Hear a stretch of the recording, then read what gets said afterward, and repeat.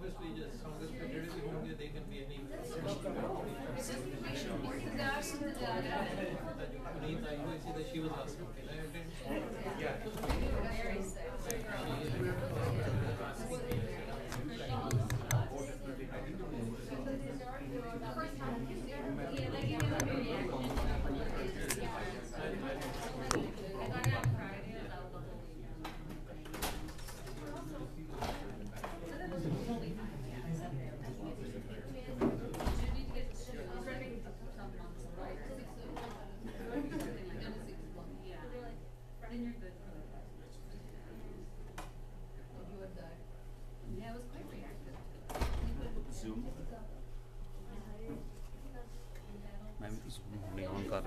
That's okay.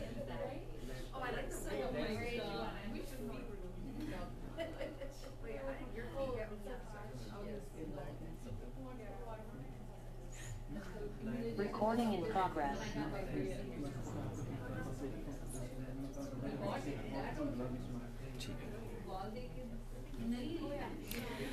Vaheguru Ji Ka Khalsa, Vaheguru Ji Ki Fateh. Am I audible at the back? Presumably, yes. Okay, thank you. So, welcome everyone to today's Sikh Studies seminar. This seminar is being conducted by University of Michigan in collaboration with the Sikh Studies Association of Michigan, the Sikh Foundation of Michigan, and Nath Pragas. We acknowledge and appreciate the vision and efforts which the organizers of from these organizations have made to manifest this event. In addition, we extend our gratitude to the board of Mata Tripta Gurdwara Sahib and board members, particularly Sukhpal Singh Ji and Amarpreet Kaur Ji. At this point, I'd like to invite Dr. Arvind Palmandair to please come to the stage and take his seat. In addition, I'd like to extend an invitation to Sukhpal Singh Ji to come and preside on the stage, please.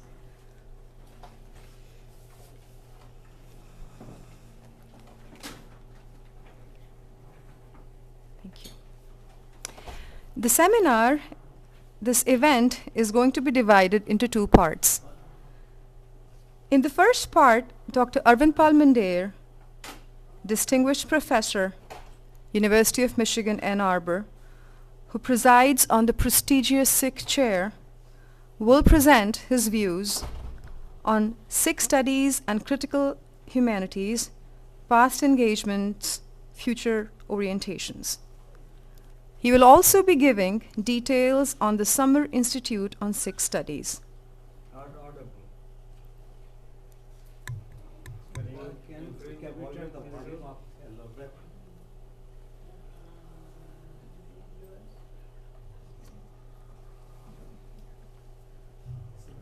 Okay, better? Thank you. So I was saying that Dr. Mandair will also be giving details on the Summer Institute in Sikh Studies, which will be conducted over the summer. Students from Michigan-based colleges and universities will be able to get humanities credits by enrolling into this program. Dr. Mandair will give more information as he takes the stage subsequently.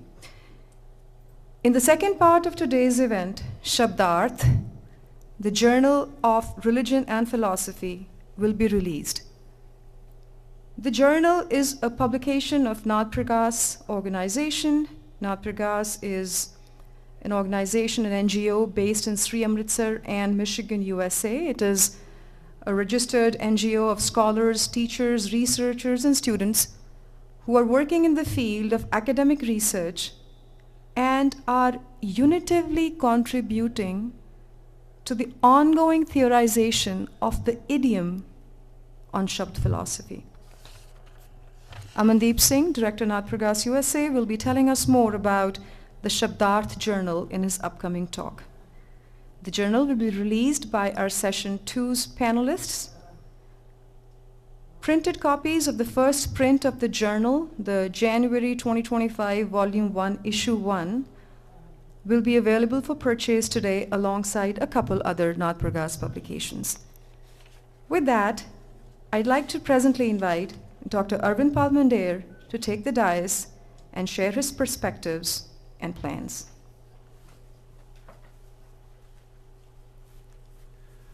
Vaheguru Ji Ka Khalsa, Vaheguru Ji Ki Fateh. Thank you everybody for coming out today on a Sunday. Am I audible? Do I need to raise this a little bit? Okay, great. Yeah, it's nice to be giving a lecture here again. It's been a while since we did the last one. So we'll be doing a couple of things. I'll be reflecting in this lecture on Sikh studies, telling you a little bit about its past, its present, and hopefully something on futural orientations as well. And one of the main reasons for actually doing this particular lecture today is, first of all, to connect to the Summer Institute that I'm doing, particularly the work on Sikh philosophy that's central to the Summer Institute and to the research effort of this chair. And it connects very nicely, I think, to the work that Nath Pragas are doing. So the relationship between Sikh religion and philosophy is central to their work. And it comes together nicely in this program today. So let's begin with a few starting points. Something about where I started. I started doing this work, as many of you know, back in the 1990s in the UK. And the trigger for a lot of my work was the limitations of the Sikh knowledge system and the transmission of Sikh knowledge to the younger generations. There was a huge gap there at the time, and a widening gap between Sikh scholars in Punjab and those in the West. And I was one of a group of people who were very active in a group called the Sikh Punjab Research, or the Punjab Research Group, and there were other groups that were working in the UK at the time. In the UK, between 1994 and 98, several of my colleagues and I, we created something called the Sikh Action Plan, which is basically an educational plan that Gurdwaras, or the progressive Gurdwaras, could implement into their policy making. Basically, it was the whole idea was to put education at the center of what they do.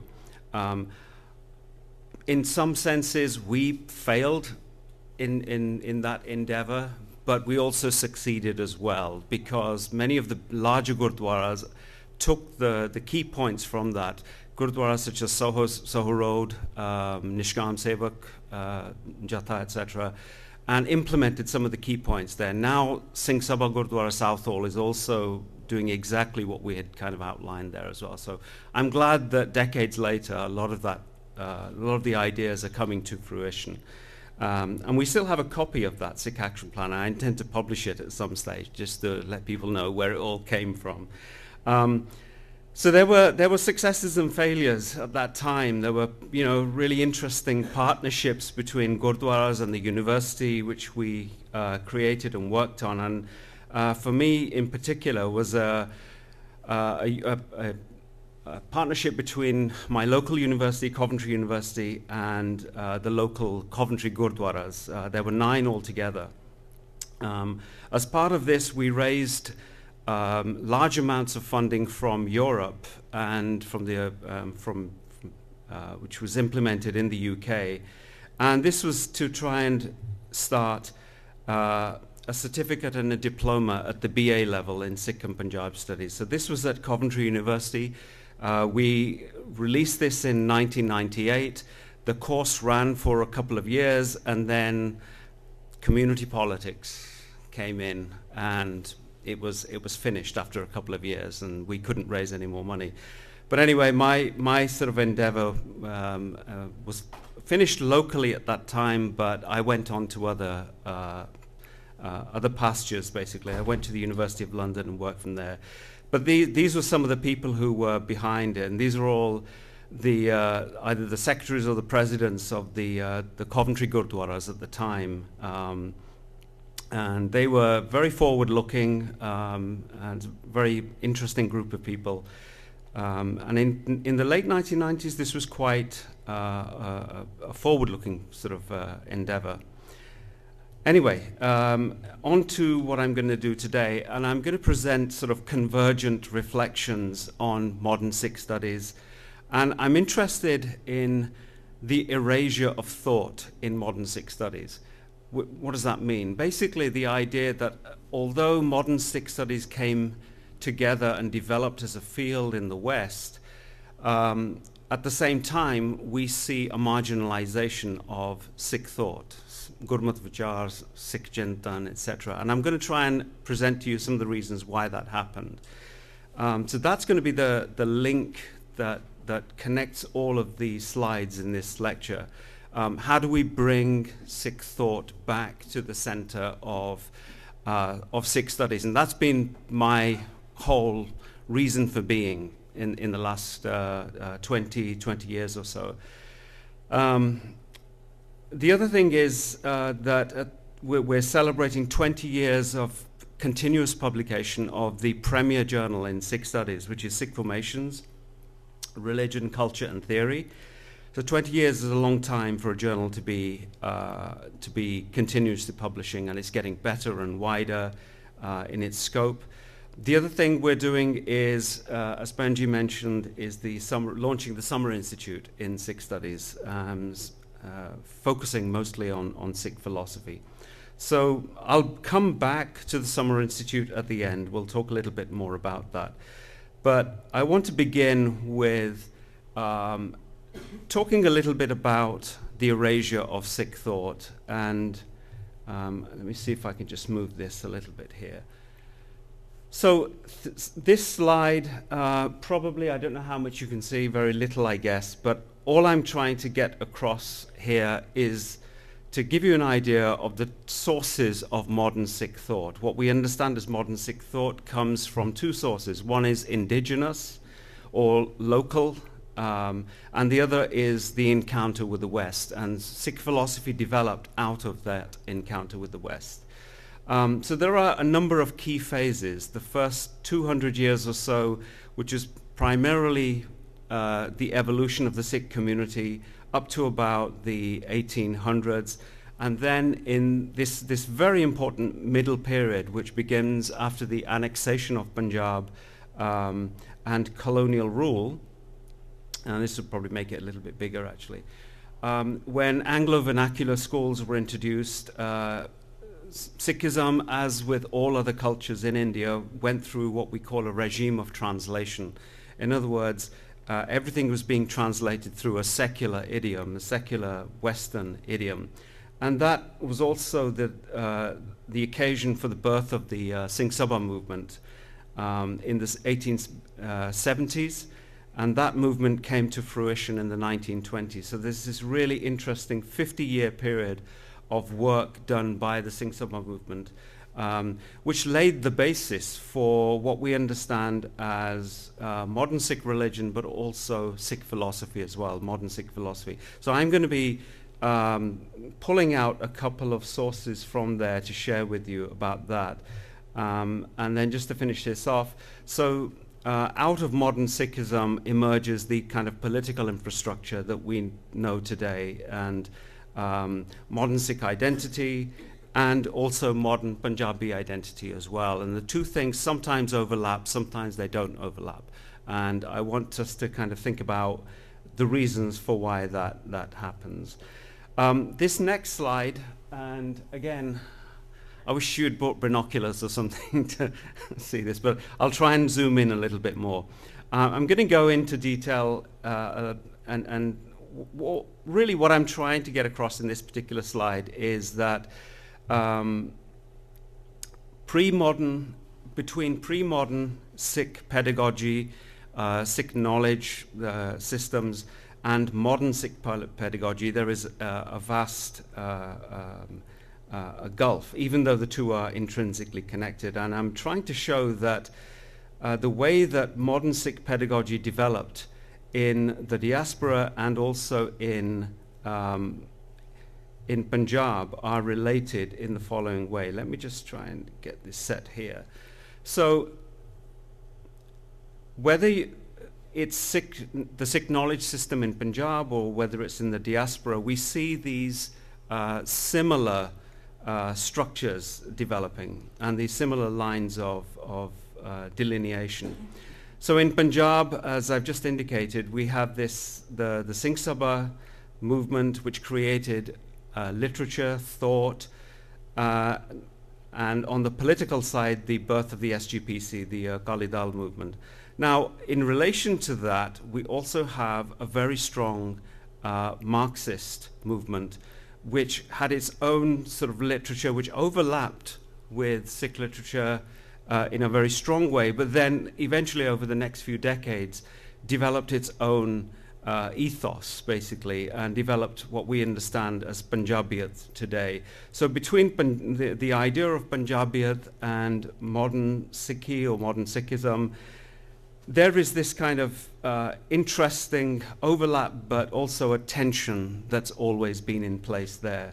And that tension reflects the religion-secular distinction that was brought in by modernity, particularly the effect of secularism. I'm going to focus mostly on modern Sikhism and particularly this strand here, what came out of that. And this is directly as a result of the Singh Sabha's efforts.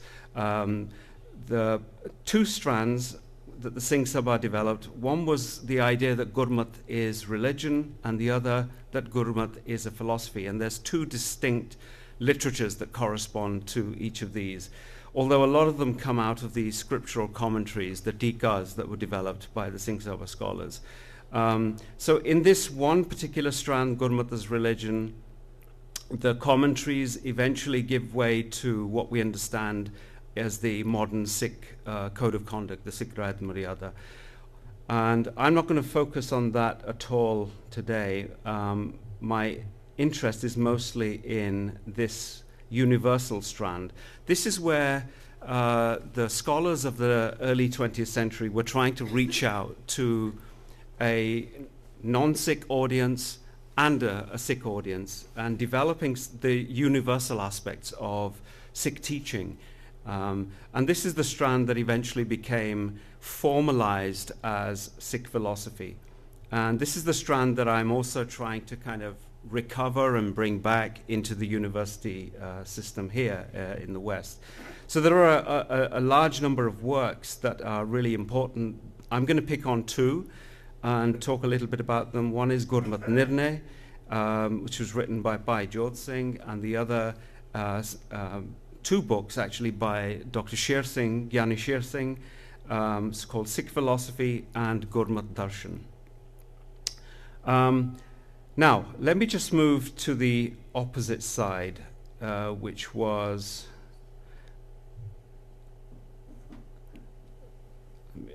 if I can just move this. Here we go. I just want to focus on this one.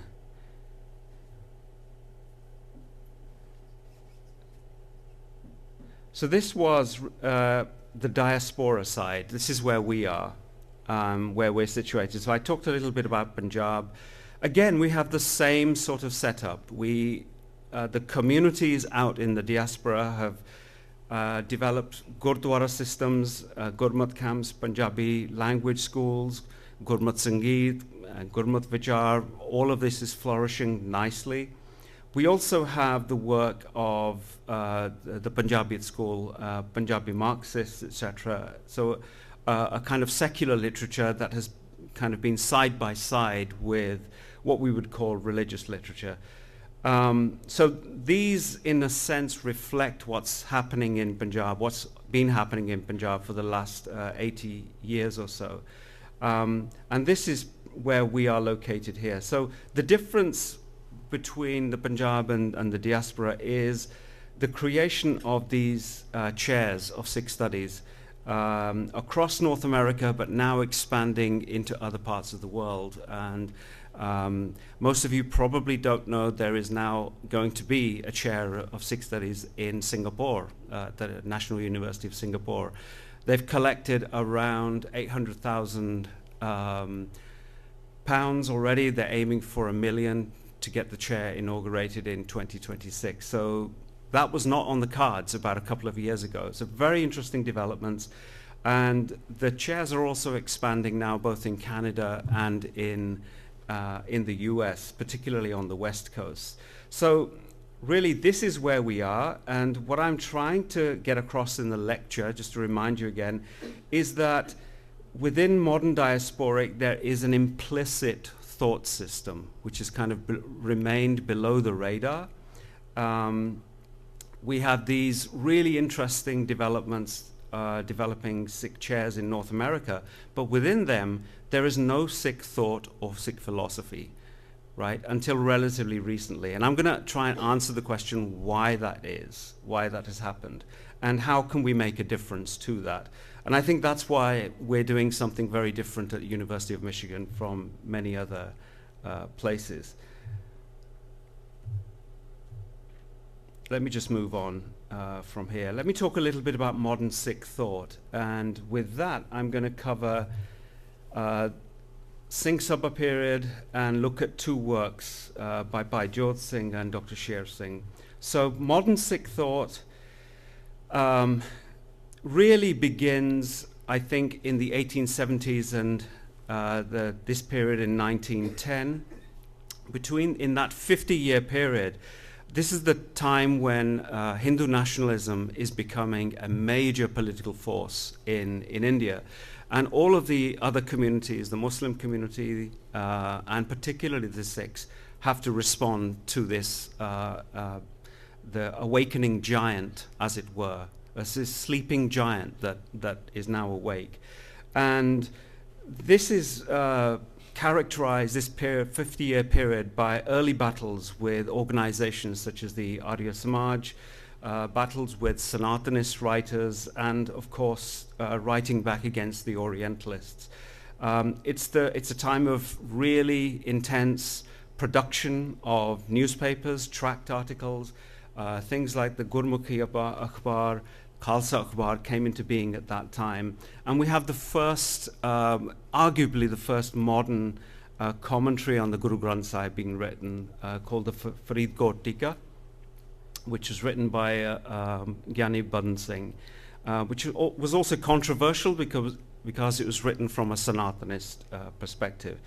Then we have these other great works by Gyani Dit Singh, by Karn Singh Nabha, Hum Hindu Nahi, which really creates a kind of a watershed, I think, in relations between the Sikh and the Hindu community. And there are lots of others, but in short, we can say that this 50 years period is the beginning of the nationalization of the Sikh tradition. Then in the 1920s, we see all the great efforts come to fruition. So these commentaries, these massive commentaries start appearing at that time. So we have Bhai Veer Singh's Santhya, Sri Guru Granth Sahib in 7 volumes, Teja Singh's Shabdarth, Sri Guru Granth Sahib in 4 volumes, by Karn Singh's work appearing, and then the 2 works that I'm going to discuss today, although not in great detail, Gurmat Nirnay and Sher Singh's 2 books. So Gurmat Nirnay was written by Bhaijot Singh, who was the younger of a group of Singh Sabha scholars. He was the protege of Bhai Veer Singh, so very, very important, incredibly learned. His seminal work was this book called Gurmat Nirnay. He wrote many other works, but this is a crucial work because it lays the foundation of what we understand as modern Sikh philosophy today. And I call this MSP1, or Modern Sikh Philosophy 1, because Sikh philosophy develops in a number of phases. But at the same time, it also lays the conceptual foundation for the Sikh philosophy that was to come in the 80s, the 1980s, and even today as well. And we still haven't really let go of the categories that he laid out. Many of the English language philosophies of Sikhism are indebted to the frameworks that Bhaivir Singh created.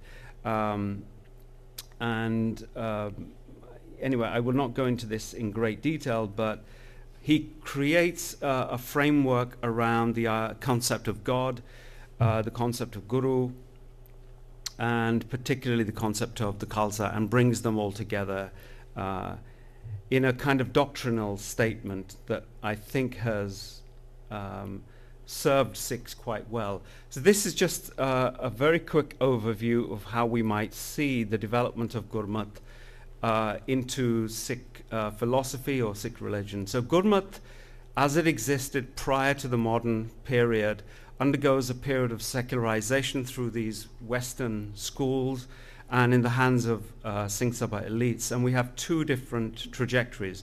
One, creating what we understand as the study of Sikh theology or Sikh religion, and this is really empowering the work of institutionalization. The SGPC wouldn't have had a kind of theological basis without this work.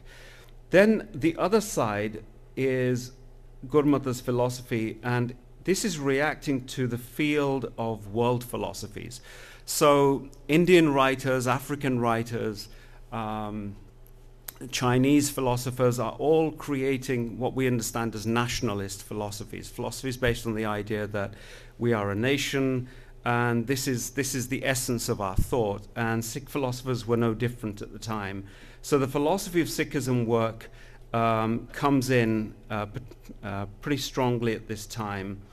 And one thing that comes out of the work of the Singh Sabha is, and it's not stated enough, I think, is that more than any other group, I think they laid claim to the idea that there are such things as Sikh concepts, distinctly Sikh concepts, and that these are associated with what we understand as the sovereignty of Sikh thought, right? And the sovereignty of Sikh thought is directly in relation to what we understand as psychic individuation. In other words, the development of Sikh identity is kind of tied in with all of that. Let's just go on and look at the next really important phase in the creation of Sikh philosophy, which is by Gyani Sher Singh. Gyani Sher Singh is interesting because he was the first scholar to go outside of India and did his PhD at the University of London at the School of Oriental and African Studies. His field was philosophy and philosophy of religion. So he's the first to really institutionalize Gurmat within this frame of philosophy of religion. The PhD was done in the 1930s, and then it comes out in the form of a book called Philosophy of Sikhism in 1944. And what he does is essentially he systematizes Sikh philosophy as a research field, that there is something called Sikh philosophy, it is a research field, and all of the textual materials can be brought into this particular field. So he has a great contribution, and I don't think he's recognized enough for the work that he actually did. He was also very instrumental in, I think, in the institutionalization of the SGPC in the 50s and 60s. He worked closely with the institutional networks that were there. Another thing that I find really interesting is that although he wrote his first book in English, he then subsequently translated exactly the same book into Punjabi. And that in itself is a really interesting act, because he was realizing that in the English medium, something else is happening to Gurmat. And he tries to recapture the gaps that are created within this book called Gurmat Darshan. It's exactly the same book. The chapters are exactly the same. But what comes across is rather different. And I think this is a great idea for a PhD if anybody wants to do that. I'm too old now, so. But somebody needs to look at that in the context of translation and how translation is working not between one scholar and another tradition of thought, etc., but in one scholar's mind, right? In the mind. It's an internal thing that's going on. And that's why I regard Dr. Sher Singh as the first diasporic thinker. He lived long enough outside India to see himself as diasporic, as essentially he could move himself outside of his Punjabi self and created this alter ego which is now reacting to Western thought. And that's really interesting, and that's why I call this an implicit diasporic positionality. So I think we have to keep looking at the work that he did. It's foundational. It may be problematic. For example, in Sikh philosophy, he presents proofs for the existence of God. And he creates a preface and he says, I don't want to write these proofs of existence of God, but it's what the Christians want, and it's the only way they'll understand us. So he then goes ahead and writes this. So his preface is really interesting. And he's then also writes in his preface this little anecdote to what he's doing and how his mind is working. He says, I'm working with these Gurmat concepts, and I'm also bringing them in relation to Western philosophers and Western ideas. Do we need to do that? Why do we need to do that? Now, he can't get away from the fact that he needs to do that, because the only way to speak to a Western audience and to a non-Sikh audience is to bring these two fields together. But it's a very important work in that regard, in the sense that he was thinking about what he was doing, not just doing it for the sake of doing it. And I think that's a lesson for scholars for today, to cultivate I think the multiplicity, the plurality that exists inside of our minds as diasporic subjects. We're not just single subjects, we are multiple, because that's the only way we can react. So those of you who think that, you know, main Punjabi haan, you know, I will always be Punjabi, etc., but your kids won't. Your kids will be thinking in between different cultures. And that's what I'm trying to get at here. So, from modern Sikh thought to then the institutionalization of modern Sikh thought in the Punjab universities. So, the first instance of this is in the 1960s, especially in 1969, which is Guru Nanak's 500th birth anniversary. And we see at that time this great optimism in Punjab, with the creation of these two new universities, Guru Nanak University and Punjabi University, Patiala. So this is, in a sense, it's the culmination of everything that the Singh Sabha scholars had did. This is what they had wished for. You know, international level institutions which were centered around the teaching of the Guru's ideas, the Guru's concepts, etc., and the teaching of Punjabi as well. So we have at this time many conferences going on, publications, new journals coming around at Punjabi University, Patiala, at Guru Nanak University, and also at the School of Oriental and African Studies. And that's interesting. And what all of these efforts are doing is bringing Gurmat into the arena of the humanities. And so that's the title of my talk, you know, Sikh philosophy or modern Sikh studies and the critical humanities. And it's around this time that we see the beginnings of this kind of encounter come into being between Sikh studies and the humanities. Now, what I'm doing in this slide is presenting Punjabi and Western approaches to Sikh studies in 1969. So on the left-hand side, we have Punjab, what's going on in the Punjab universities, and then what's going on in the West. Punjab universities, mostly it's GNDU and Punjabi University, Patiala. They have created the Journal of Sikh Studies, Journal of Religious Studies, Punjab Past and Present, and it's also the beginning of the Encyclopedia of Sikhism project as well. The fields that they're covering in Punjab cover history, comparative religion, which is huge at that time, and also philosophy. So philosophy is very big. And I did a very cursory count of the number of books at that time. You could count around 100 books in Sikh philosophy. So there was, even at that time, a considerable literature of books written by various people on the field of Sikh philosophy. Now, in the West, almost at exactly the same time, most of the reception of Sikh studies or Sikhism is occurring at the School of Oriental and African Studies. And we see 2 or 3 major works there. The first was Guru Nanak and the Sikh Religion by Hugh MacLeod, which was published in '68. Also published in '68 was Guru Nanak in History, and a few years later, the Guru Nanak Glossary and the Sacred Language of the Sikhs was published by Christopher Shackle. This is basically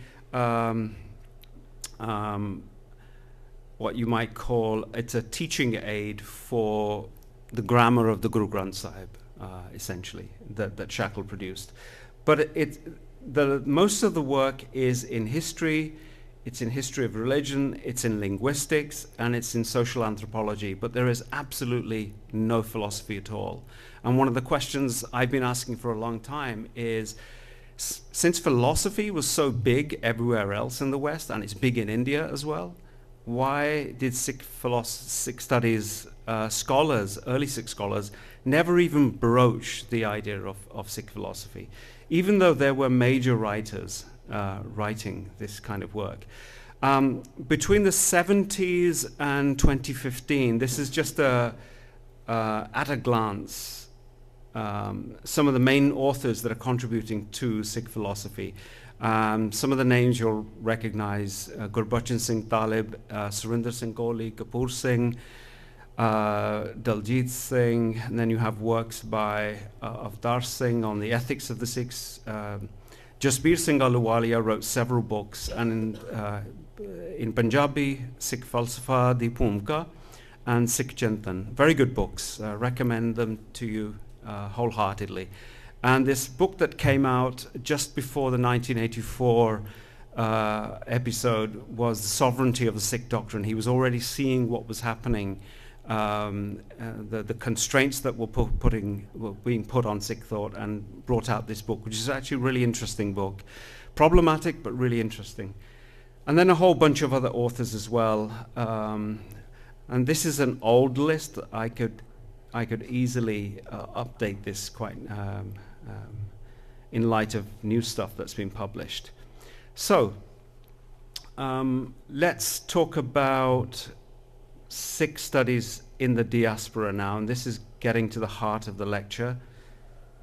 So Sikh studies, and what I'm trying to show here, parallels Sikh settlement. So as Sikhs are settling in the UK, in North America, we see these attempts to establish Sikh studies. So in the 60s to the 70s, you have large Punjabi settlement in the UK, North America, and that's exactly the time when MacLeod, Garewal, and others are producing their works. And they're introducing Sikhs to a completely new audience.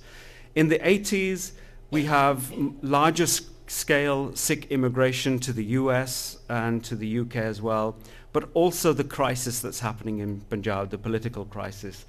And this is reflected by the kind of scholarship that's going on there. By the 1990s, we see the end of Sikh militancy in Punjab, but at that time also in the Sikh communities, we see what Jerry Barrier has called scholarship wars. Basically, there's a real split amongst the scholars from Punjab and scholars working out here about what constitutes Sikh studies, what should be studied, what should be at the center of it, what constitutes Sikh identity, right? So these are major polemical battles that are going on there, and there's a lot of heated debate. There still is to some extent, but I think a lot of the heat of that has kind of moved elsewhere. After 2001, we see this shift from an emphasis on Punjab to Sikh diasporic identity. There's a real there's a new generation of scholars who are kind of interested, I think, in renewing the idea of Sikh thought, because it seems as if the scholarship that came out in the early decades was simply objectifying Sikhs, and there was no subjective component, which doesn't mean that the work had to be written by Sikhs, but there was no connection to the psychic individuation that Sikhs always undergoing. It was almost as if the Sikhs were an object to be placed in museums, right? And you can kind of look at them, etc., but they don't have a heartbeat, they don't have a pulse. And so the renewal of Sikh thought is an effort to find the pulse of Sikh life, of Sikh thought, and of a future that is coming. And that's very important. So just to take you through the 5 main phases in the development of Sikh studies and how it's located in the critical humanities. I've just outlined those 5 phases here up to 2023. Much of the effort of Sikh studies is connected to area studies programs, or ethnic studies or history programs. But area is a major organizing factor. And area really represents the American mindset at the time, American but also British mindset as well. So it's part of American foreign policy studies in the 1950s. That's why they put so much money into learning South Asian languages, East Asian languages, etc., etc. So what it's doing is essentially mapping foreign and ethnic cultures, but for a certain purpose, to make sure that we can control the knowledge that's coming from these areas. So there's a regulation of the flow and the form of data that's transported from the field of observation to the universities. It's a very colonial thing that's been going on. The other paradigm that was important was religious studies. And religious studies has kind of moved away from Christian theology at this time and become diversified. The question that I've always been asking since I first came into this field was basically, why not philosophy? Why not treat Gurmat concepts as if they're alive and able to connect to the rest of the world? And the answer is very simple. And I've drawn this diagram just to make you aware of how the university actually works.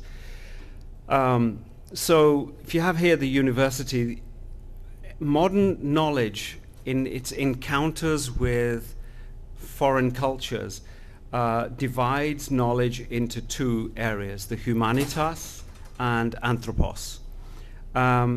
It's basically, humanitas is essentially treating ideas as if they were universal. It's writing things from the Western mindset. Anthropos is treating everything that we study as empirical data. And so under this humanitas anthropos distinction, we have disciplines such as anthropology, history, sociology, religion, literature. It's basically dividing knowledge into the West versus the non-West. And the same thing happens on this side as well. This is basically Western knowledge. And the heartbeat of Western knowledge is located in the discipline of philosophy.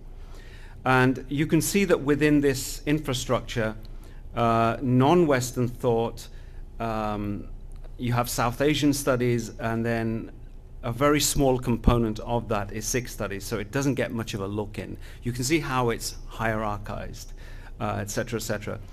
One of the things that I've been pushing for a long time is to take Sikh studies and connect it straight to the humanitas, straight into the realm of philosophy. But there are major hurdles to doing that. You just can't do it. It's not that simple. Phase 1, let's just talk about some of the key scholars. I've already mentioned MacLeod, Godiwal, J.S. And Christopher Shackle. Mostly this is knowledge that's organized under historicism and anthropology. And then in 1976, there is this major landmark conference at the University of California, Berkeley, where somebody called Dr. Narendra Kopani funded this conference and then created the an organization that then funded Sikh chairs later on. This was one of the first volumes to come from that conference, and then we have further conferences at Berkeley and at Toronto. A lot of this effort in the late 70s, early 80s, again, is to do with the large numbers of Sikhs being settled in North America. Then 1982 to 1992, I call it the kind of the lost decade. And just to cut that to a chase, basically, Sikhs are essentially mediatized as a terrorist community in India and the West.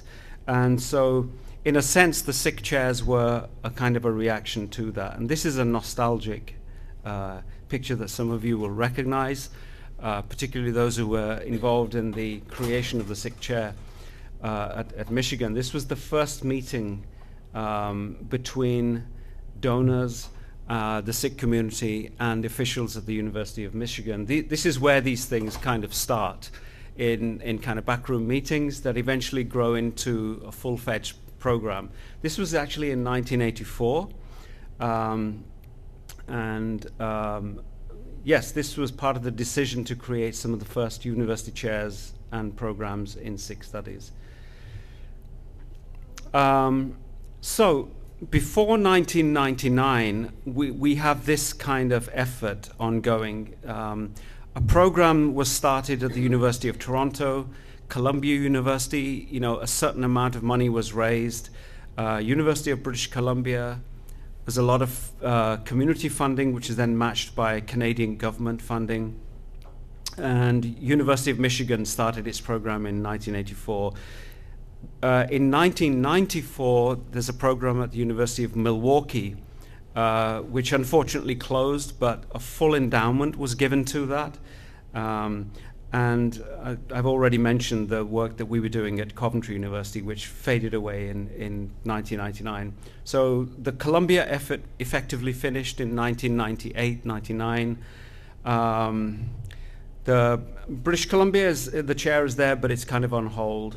Milwaukee disappeared, etc. And then in the next decade, after 9/11, there are other efforts that come about. But let me just go back to these wars of scholarship that I touched on. In the late 70s to the 80s, the University of Toronto started the first program in Sikh studies. MacLeod, W.H. MacLeod was hired to teach it. But there's already problems here with the way that MacLeod was projecting Gurmat, and also the history of Guru Nanak. But what is interesting about this book that he wrote, Guru Nanak and the Sikh Religion, is that it creates a new blueprint for the emerging field of Sikh studies. And this is back in 1968. In a sense, MacLeod showed other scholars how to produce objective knowledge about Sikhs, but by marginalizing the theological, the philosophical component. And he does that in this book quite deftly, actually. And what we see in the book is an erasure of Sikh subjectivity. That was what my book in 2009, Religion and the Spectre of the West, was all about, basically, the erasure of Sikh subjectivity in these kind of efforts. It's not that MacLeod is deliberately trying to do this. He's just working within Western paradigms of knowledge, and this is what they do to non-Western cultures, is basically create data out of them and then put them in data fields. And so the subjective element is kind of moved away. And after that, pretty much Sikh studies in the next 20 years follows the same blueprint. So you can marginalize its pulse, its living force, and then just focus on what people can see and what people want to see, essentially. Now, there was a bit of controversy around the work of Hugh MacLeod. There were anti-MacLeod campaigns to stop Sikh studies programs in chairs, including campaigns to stop the work here at Michigan as well, and entire programs just closed because of this activity. And many of us have been trying to figure out, what was the cause of all of this? Was it factional community politics? Or was it an inability to understand the nature of modern knowledge, particularly secular modern knowledge? Or was it the fact that these scholars themselves didn't self-reflect on their own work? What are the lessons that were learned at this time? One of the things that I would focus on is whether the community's expectations were too narrow. Were scholars too enclosed within their ivory towers? These are things that have been discussed endlessly. Was the political climate just too poisonous for a rational, reasoned debate? Or was this, and this is where I would come in here, was this simply a misunderstanding about the nature and the limits of secular education? I think the last point deserves much closer scrutiny, is that we've not really understood the nature of modern knowledge, particularly Western modern knowledge, and particularly the work of those scholars who talk in the name of distance, objective learning, etc. There's something about secularization which just kills the subject area. And the question is then, what do you do? How do you combat secularization? And for me, the way to get around it was to simply go for rejuvenating this field of Sikh philosophy, because I think philosophy has many of the answers that we're looking for, and an intrinsic resistance to the secularization paradigm in quite interesting ways.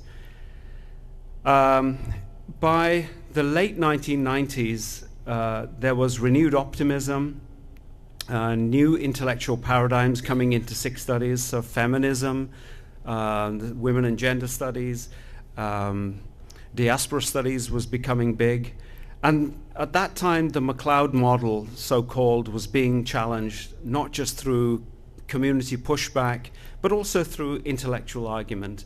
And one of the first places was this conference at the School of Oriental and African Studies. And you can see this panel here with Hugh MacLeod, myself, and a couple of other scholars here who were there. And this was one of those conferences where, I was a graduate student at the time, and I could have destroyed my career with going up against Hugh MacLeod at that time and challenging that whole paradigm.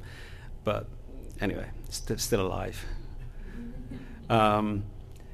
Anyway, Sikh studies programs after 1999. This is what the terrain now looks like. In North America, so you have chairs at Santa Barbara, Hofstra University, you have two chairs, one in music, one in religion. UC Riverside doing very, very well since 2007. Michigan has been on since 2006. University of British Columbia also came back online in 2006 as well. I'm not sure exactly what's happening there right now, but there has been some controversy. There was an attempt to form something at California State University in 2008. I think that's gone off. University of Santa Cruz definitely has a chair. UC Irvine doing very well. And for the first time, UC Berkeley, there's a new lectureship, a one-year lectureship that's been advertised. So that's coming on as well. And University of Toronto has received a $5 million gift, which basically means that they will have a full-fledged program. And I can't think of a better place to actually put Sikh studies. That'll be on in 2026 if everything goes well. And here's the surprise. In East Asia, National University of Singapore have raised money to create a chair there. National University of Singapore, it's a top 10 world-ranked university. It's up there with the Oxfords, the Harvards, etc. Very, very extremely good university. So this will be very interesting because these Sikhs have, there's 3 or 4 generations of Sikhs that have lived in Singapore and have created this. And I think their sense of diasporicity is going to be very different from how we understand it, because they have grown up and interact mostly with Chinese, Japanese, other East Asians. So their diasporicity is just very much more complex than ours. And in the United Kingdom we don't have endowments as such, but there are programs at the University of Birmingham and a postdoctoral candidate, I think, at the University of Oxford. So very, very interesting developments here. So what are the next steps? And I'm going to come to a finish in about 5 minutes. And I've put up 2 questions here. Why should we continue to invest in Sikh studies? How to avoid the missteps of the past? And this is where I'm kind of looking forward to the future. So why invest in Sikh studies? Number 1 reason has to be geopolitics, right? The geopolitical precarity. I don't think, can even rely on what we used to think as foundational, which was the modern knowledge system based in US universities. Given that the US is now dismantling its own empire, the direct implication of that over the next decade or so will also have implications for the knowledge system. Because the knowledge systems are linked to empires. And once empires start dismantling themselves or cannibalizing themselves, you have to think about where the knowledge system is going to go as well. It's going to follow suit. So, what happens in this period of geopolitical precarity? It's imperative that Sikhs have access to their own knowledge system, and that they're able to produce the knowledge themselves, rather than have somebody do it third hand. We've seen mass migrations out of Punjab, which is growing the diaspora, but also it's a sign of the slow takeover of Punjab by a Hindutva mindset. And I think, when we used to look back nostalgically at Punjab de vich aa ho raha hai, eda, that's a whole different kettle of fish. It's all part of this geopolitics, I think, that we really need to keep at the center of our attention. And of course, what we understood as the West, with all of these deportations going on, with all of these, the precarity of our own citizenship, we have to think about, what do we do with Sikh studies? How does it respond to that? So this is what I'm trying to get across by this term, diasporic realism. We need to be very realistic. Where exactly is home, right? How do we think about belonging and not belonging? It was easy to do that, I think, last year before the election. Now, a lot more complicated, right? The other reason to invest in Sikh studies, I think, is the transmission of heritage traditions. Yes, the last 30 years have seen difficulties in the creation of Sikh studies, but I think with communities engaged strongly in the formation of Sikh chairs, etc., that's surely got to be a very, very good sign.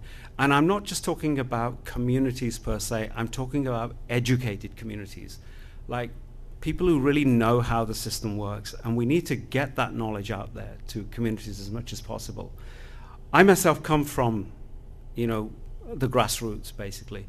When I talked about what we were doing in Coventry, I was working with my dad, my other friends, etc., building new gurdwaras.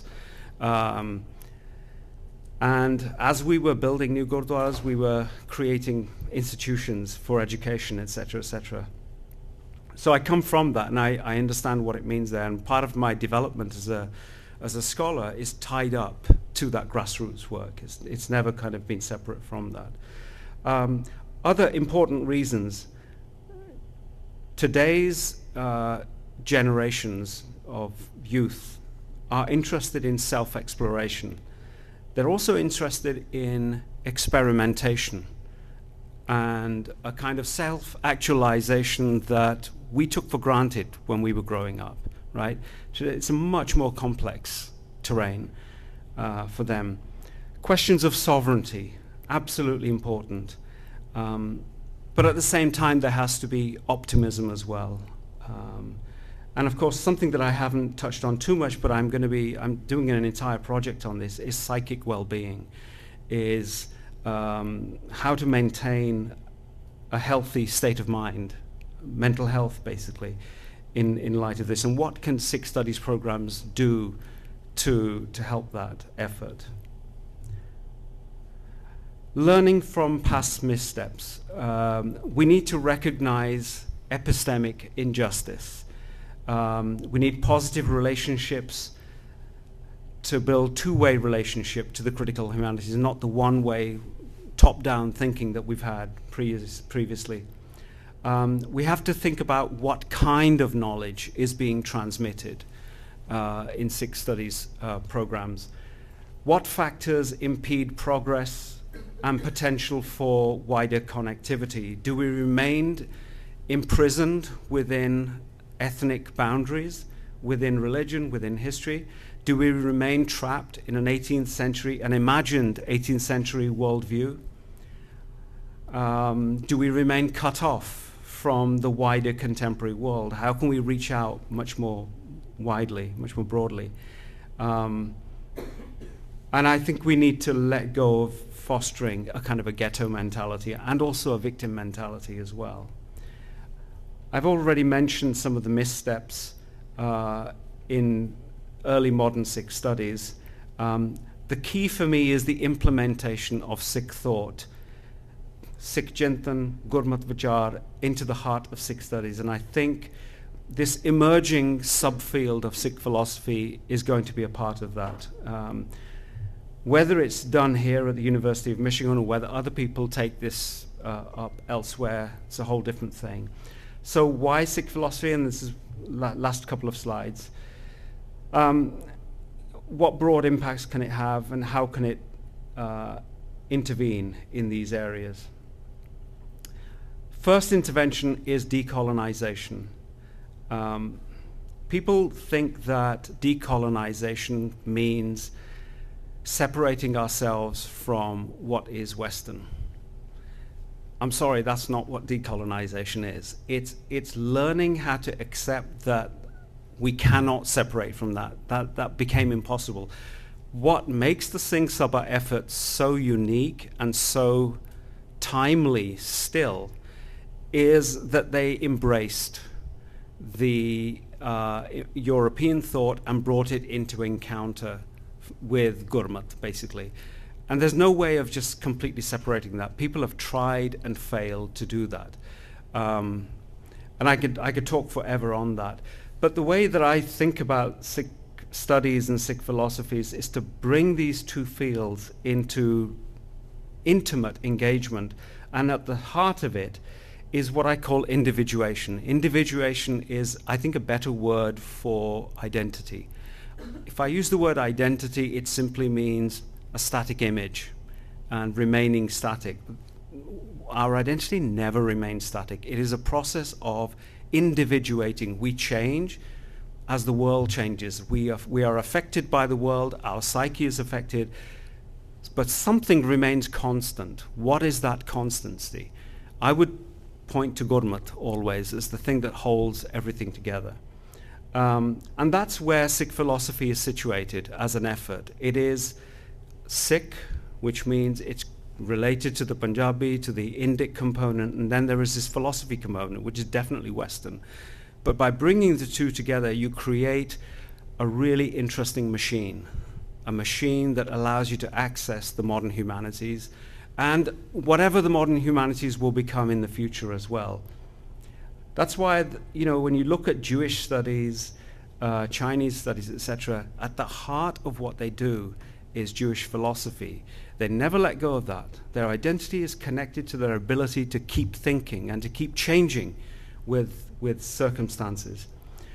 I'm just going to go to the last point here, which is university community partnerships, which is really what we're doing with the Summer Institute. And I think these are crucial to the future, and to the future of Sikh studies, but also I think to Sikh communities as well. So nothing happened in the UK after the initial efforts in Coventry kind of faded away. But now it's really interesting.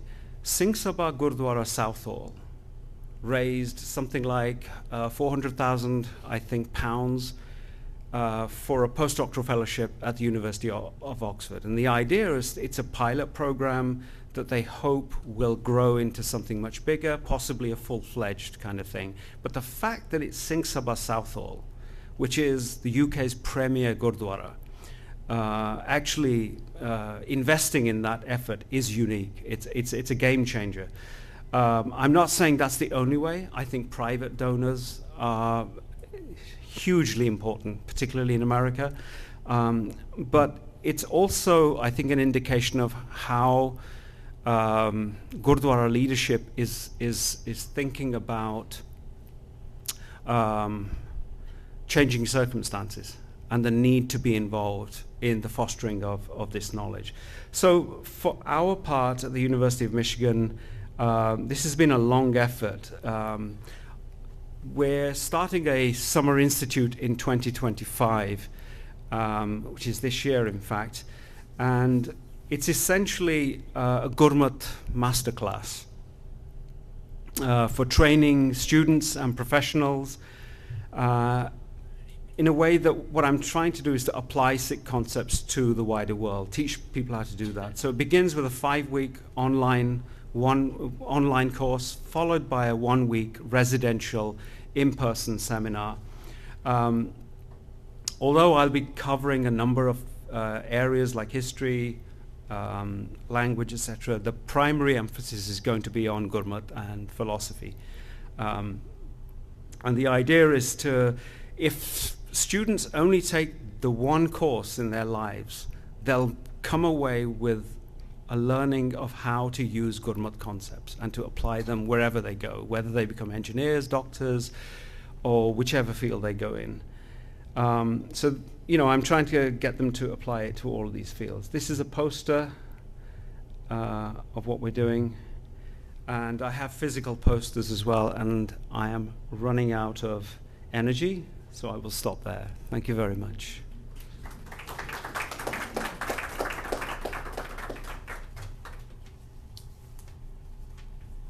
I think I've done. No.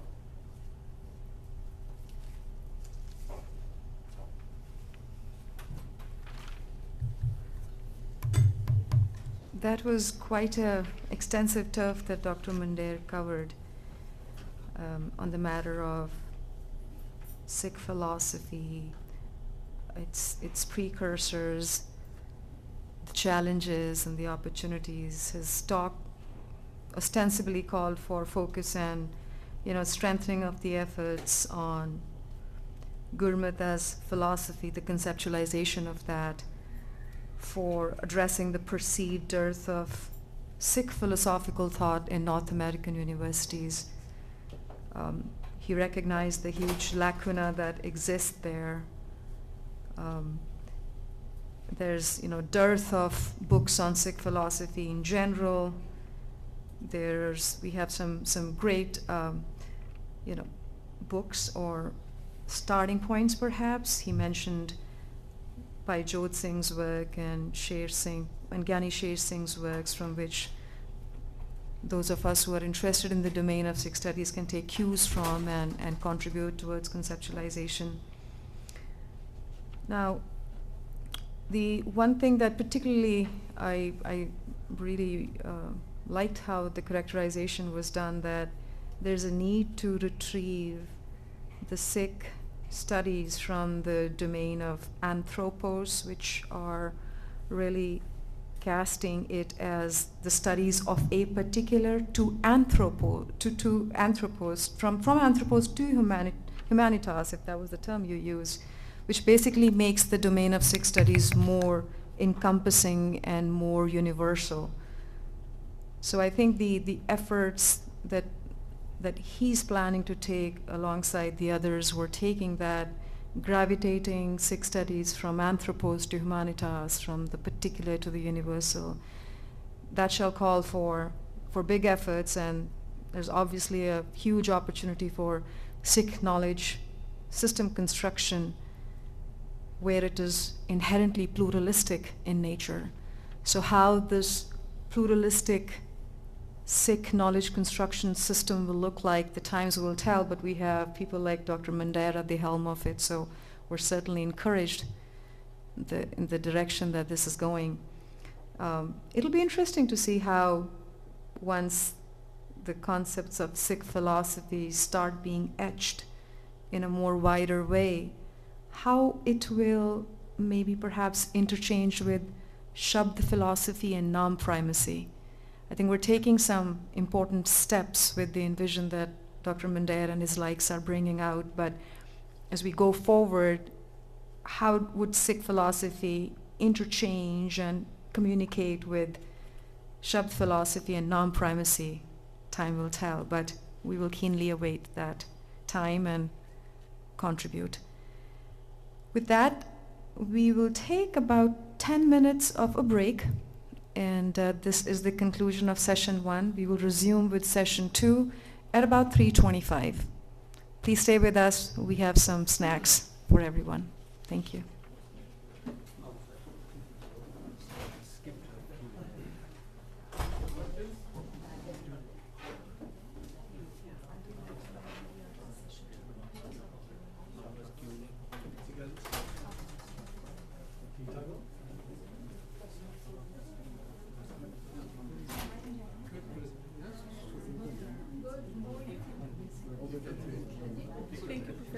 Okay, thank you. Yeah, please, yeah, absolutely. We have plenty more in there.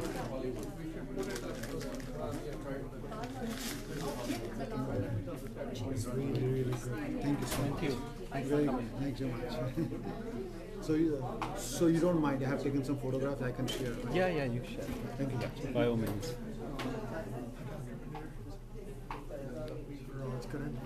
Oh, Rajkaran, Sastrikal. Thank you so much for inviting me to come. Yeah, 100%. No, I enjoyed it. I didn't recognize you. Yeah, I had trouble finding the room. I had to ask some people because I haven't been to those